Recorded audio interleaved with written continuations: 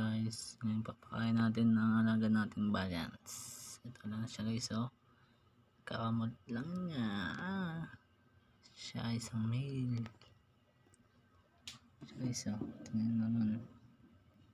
Sobrang ganda niya.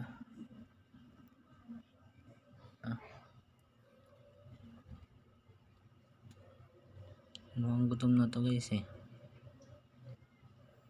Anyway, tingnan mo yung bahay niya guys, oh. Yun na setup ko guys eh. Pumasok na sa loob.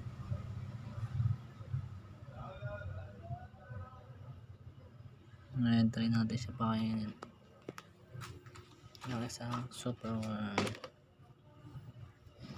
Isang super worm guys.